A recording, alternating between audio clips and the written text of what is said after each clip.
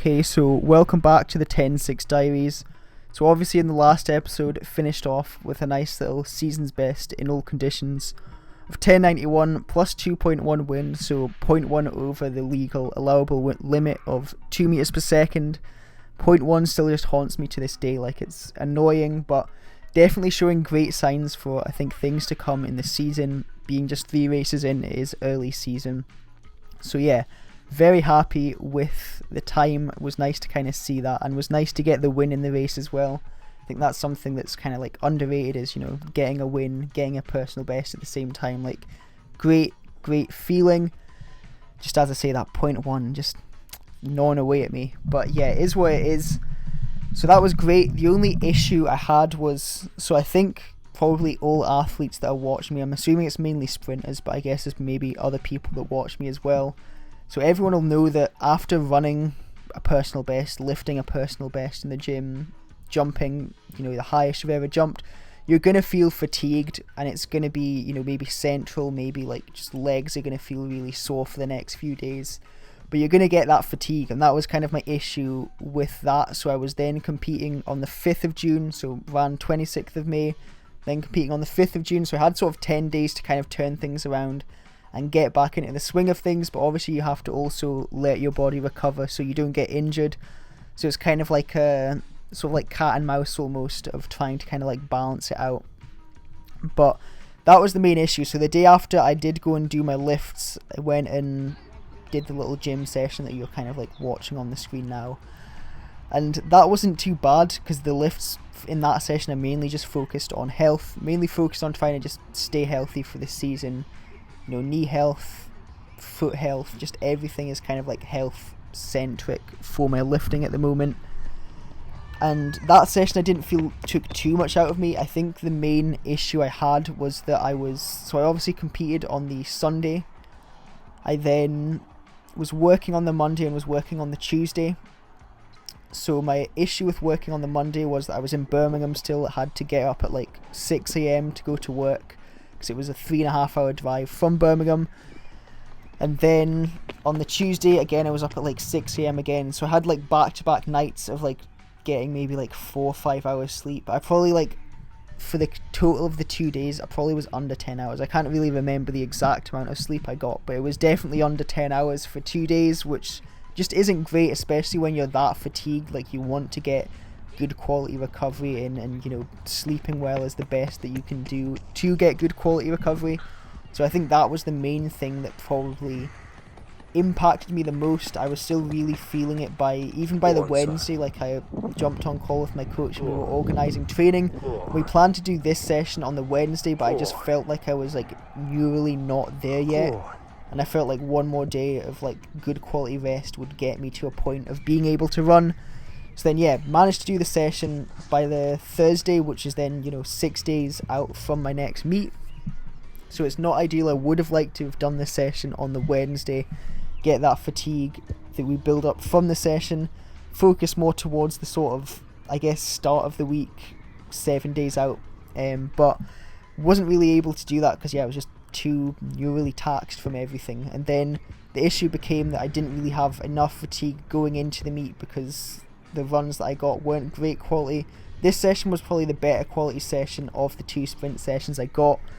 Ran 17:57 for the full curve 150, which is, in a technicality, a PR for the 150, because I've not ran a full curve 150 before. I've only ran half curve.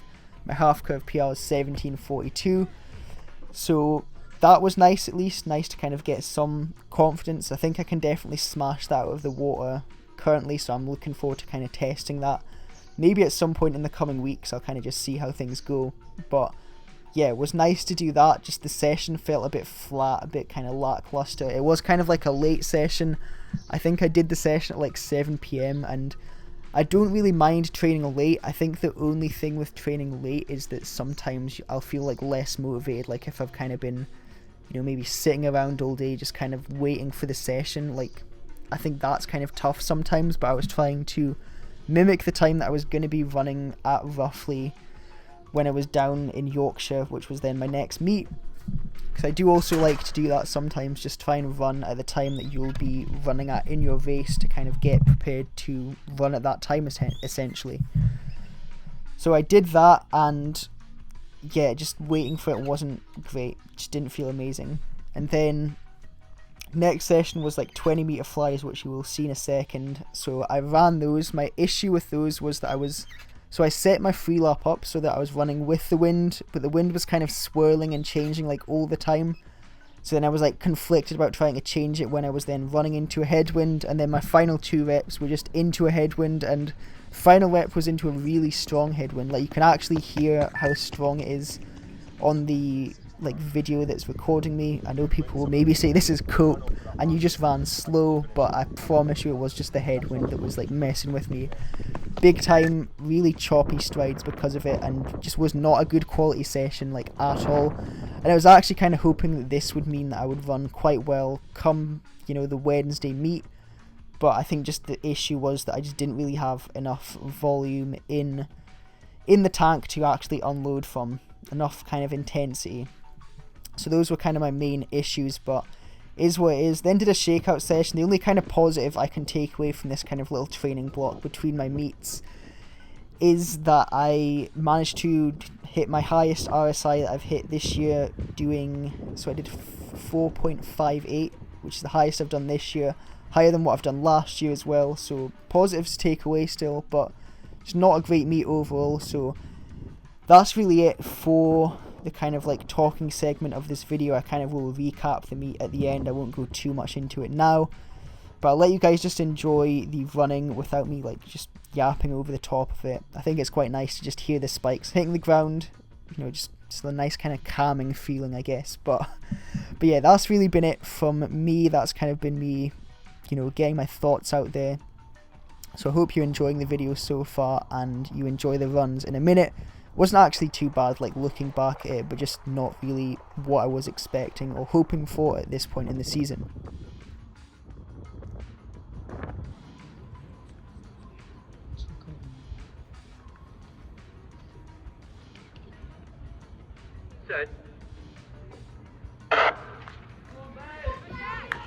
Wing score.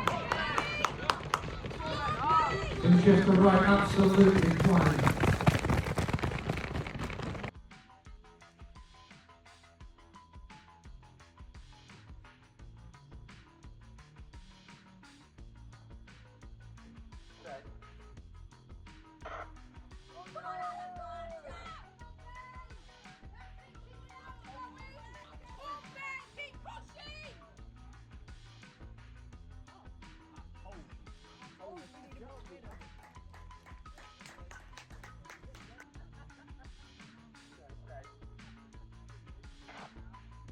Go on, Cardiff! Go on, Cardiff!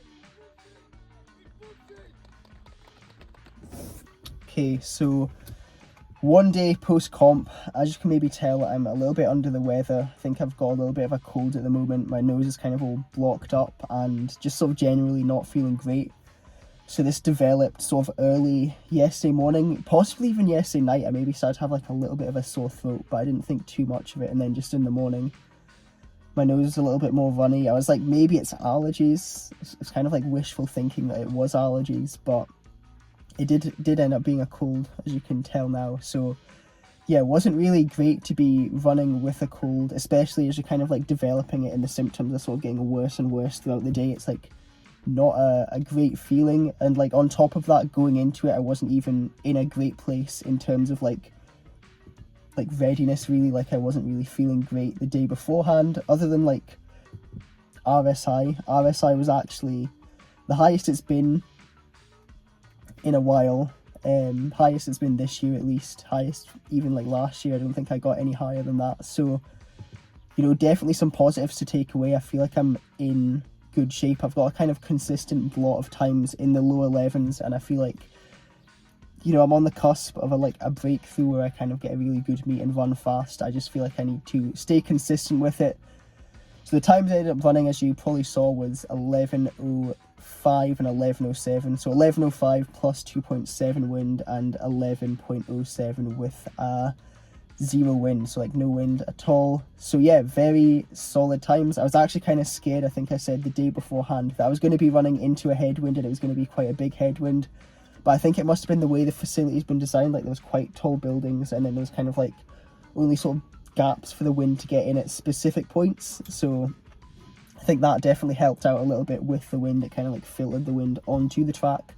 So yeah, nice windy run and then no wind run. So in terms of like how the race felt, I felt really good for the first sort of 20 or so meters, and then after that, probably about the 30-meter mark is where I felt like I was then running like really flat. Like the max velocity side of things didn't feel great. The first 30, as I say, felt quite good. I think it was like a 4 flat, maybe 398 at best, and then it's just, you know, the max velocity aspect that's just like letting me down.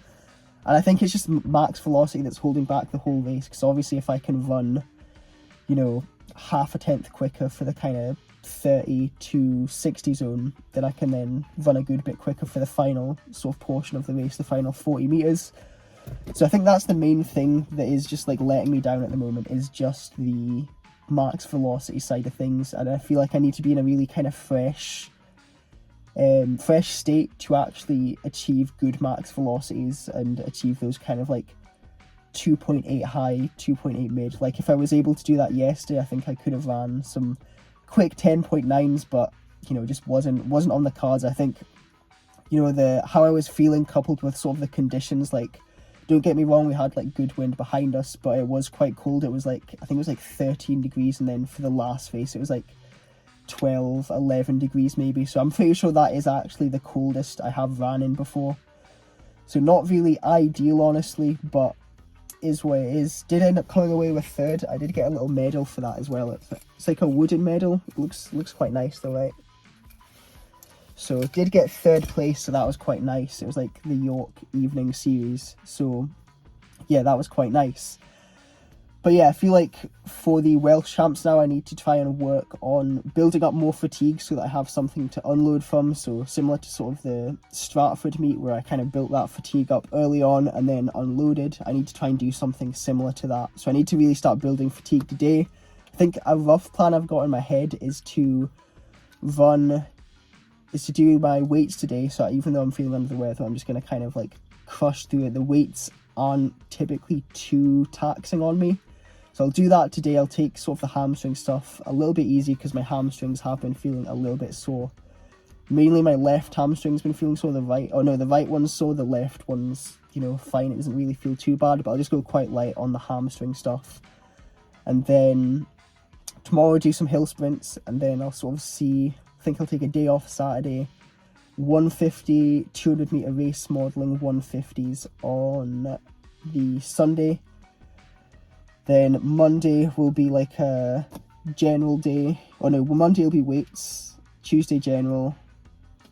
Wednesday will be some 30 meter blocks, I think. Then we'll do day off, shakeout, then it's Welsh champs. So hopefully I can, you know, do a good taper and run quite well. I do think, as I say, I'm on the cusp of running some good times. And actually I've got something nice as well. Got a little delivery in the mail, so got some new spikes here. I'm actually really excited to wear these because with the old Max Flies, I pronate quite bad with them, but this has like kind of like a lip. I don't know if you can really see it, but there's like a lip, so it's like, I think that should help with like keeping me sort of like more neutral and not like rolling onto my foot as much. So it'll be interesting to see. Anyway, that is the yap over for this video, so I will see you in the Welsh champs prep for the next video.